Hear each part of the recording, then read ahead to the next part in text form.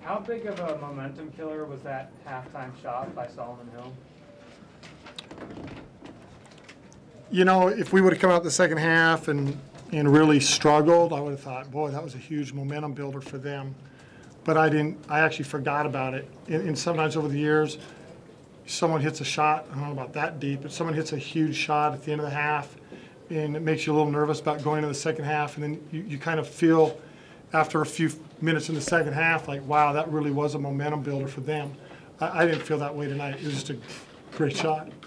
I noticed Lacey was 8 for 10 from the free throw line. When someone like that's going through a slump, is that something you can kind of build on that to get out of the slump? I think so.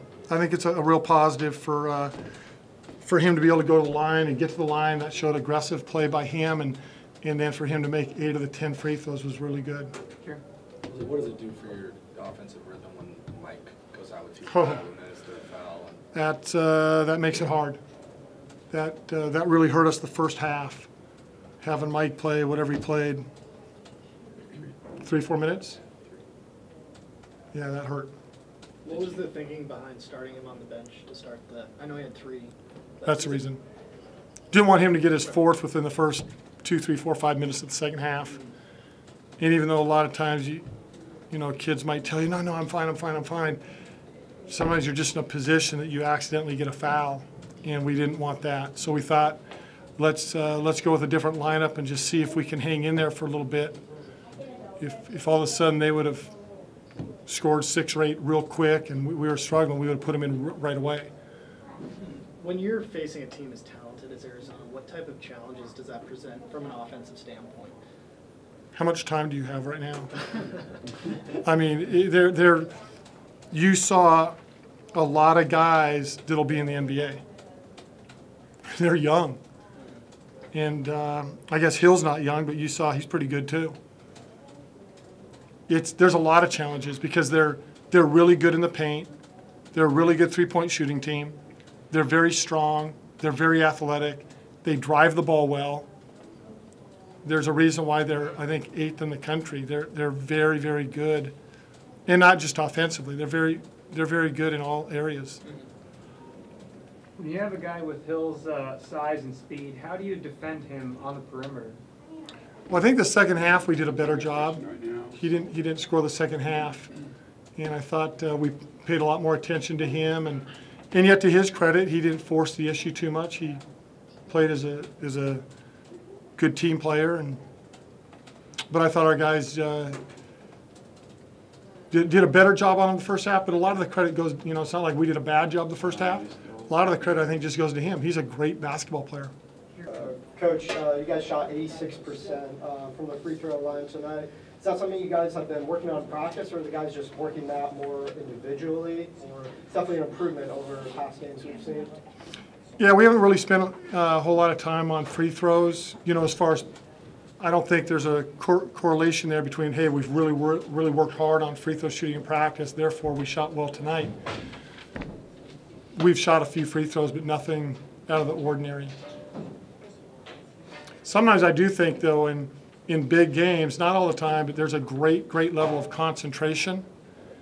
And maybe especially when you're down, that you really focus, and I do believe that sometimes that helps you shoot a better percentage. That might have been the case. I noticed with Royce Woolridge's last maybe 4 games or so, he's been really aggressive getting to the basket and maybe dishing at the last second. Is that something that you know, was caused by the slump, or what kind of sparked that change in his game? It's something that we've been trying to get him to do all year long. We feel like he's probably as good as anybody else on our team at getting in the lane, and you need someone to be able to do that, because usually in that situation the defense collapses, and now if you pass it out to guys, you can get pretty good looks. That's one of the reasons they shot it so well the first half from the three-point line. We were having a hard time containing their penetration. Then we tried to help on the penetration, and then they passed out for threes. Yeah. And Royce is doing a good job of that for us. And there were so many times he'd have the ball and you could hear the crowd chanting 3, 2, 1, and he'd be getting a layup. Is he kind of the guy that you want when there's maybe 3 seconds left and you need to make something happen? He's been in that situation lately, but we're trying to balance that out better between him and Mike. I think, not the case tonight because Mike had the 3 fouls in the first half, but I think Mike has been a little fresher the last few games by allowing Royce to run the point more. Sure. So I'm hoping that helps us out a little bit, saving certain guys for the end of the game. Ken, what did you think about the elbow by Parent on? I didn't see it. Oh, okay. Yeah, I never saw it, but it sounds like he landed it pretty well. Yeah, what were you told by your guys about the elbow itself when they were doing the replay? Were you told anything about it? No, their coach apologized, and I appreciate that. I know Sean's sincere about that. As a coach, you don't want your players doing that kind of stuff. So it's unfortunate, but it happens. Can that 2-7 start in conference play, from your vantage point, do you think there's sweeping changes that need to be made personnel-wise? So Do you think there's any sweeping changes that need to be made personnel-wise or strategy-wise, or do you think you just need to get better at what you've been trying to do? We're going to keep trying to get better at what we've been doing. I would feel different if we have been getting blown out. I think, in fact, this might be the most lopsided loss we've had out of the 7, and yet it felt like, heck, we got the ball in transition 2-on-1, down 10, with about 4 to go, and had a chance to get it to 8. So if we've been getting blown out, I think, man, we got to really change some things.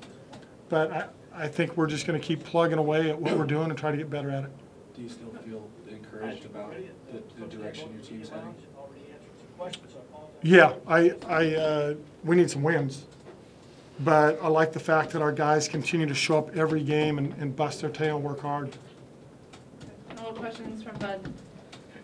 Bud, can you hear me? I sure can, Coach. I apologize if I asked something you've already answered. Just let's talk a little bit about this when Arizona got the 18-9 lead early, and after that it was just tough to make up any ground. Yeah, it really was. We had that bad start, and then it didn't help any having Mike Ladd on the bench most of the first half. And so even though it was 18-9, it didn't get a whole lot better, us going into halftime down 14. Just talk about that a little bit with Mike getting into the foul trouble, what that took away from your team in the first half. Well, it took away the part of the strategy of rotating guys. I mean, part of the game plan was to be able to rotate more guys tonight than usual. We just played a couple nights ago. We're playing against a team that's deep and athletic.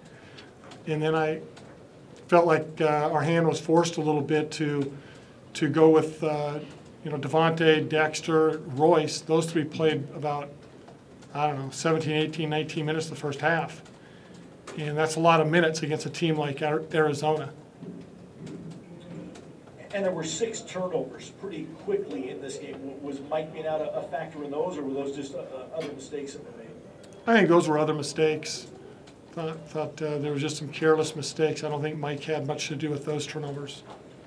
DJ hit the 3 near the end of the half, cut it to 11, and then you were going to have the ball to start the second half. But Solomon Hill, who was kind of reining a lot in that first half, hit that 3/4 court shot. And obviously, that kind of changed the momentum again. Yeah, it changed the momentum for that shot. But I believe the second half we came out, and I want to say we kind of stayed right with them for the first 4, 5, 6 minutes. I don't think they extended the lead. If they did, it was by 2 points. So it was a nice shot. It helped them get 3 more points. I'm not sure it changed a whole lot of momentum.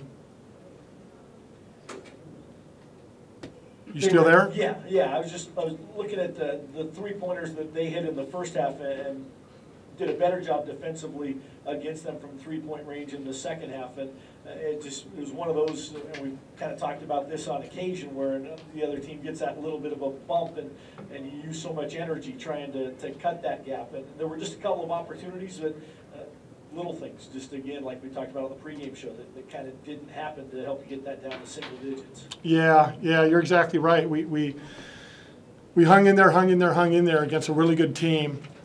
And I think it was 10 points, and we get the ball, and we end up having a travel. And then another time, I think it was about 10, and I think we missed a contested layup, but we were right there with an opportunity to score. and I think get it down to 8 again, and we just, neither time do we convert.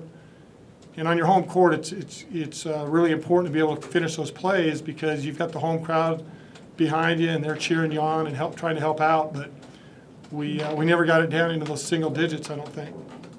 One of the things you were concerned about, and you said was the key to this game, was doing a good job on the glass. And the Arizona, as we talked about, a very good rebounding team, but the Cougs end up with the rebound advantage in this game. Yeah, I think our guys did a great job on the glass tonight and the other night against a Arizona State team that's really good on the boards. And I like the fact that we shot really well from the free throw line. Like you said, we had 6 turnovers in about the first 5 or 6 minutes, which was really poor, but the next 34 minutes we had 7 turnovers. So I think we did some good things, but all in all, the better team won. They're a good ball club. Got a lot of length they can throw at you, a lot of different combinations that they can put out on the court and make it tough defensively, especially. Yeah, they're good. They're very good. All right, Ken, thanks for the time. We'll talk Monday night. All right, thanks, Bud. Any more questions for Coach?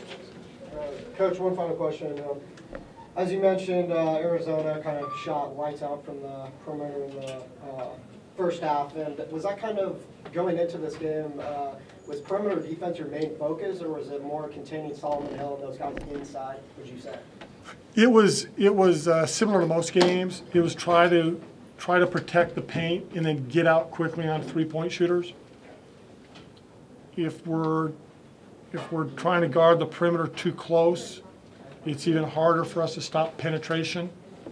And now we feel like it's a two-edged sword. Now it's hard to stop guys driving and getting to the rim, and it's still hard to get out on 3-point shooters. So what we're trying to do is collapse a little bit and try to keep them out of the paint, even though it didn't look like it at times. And when it doesn't happen, then we're very vulnerable. And again, what happened tonight is a very, very good team exposed us in that area.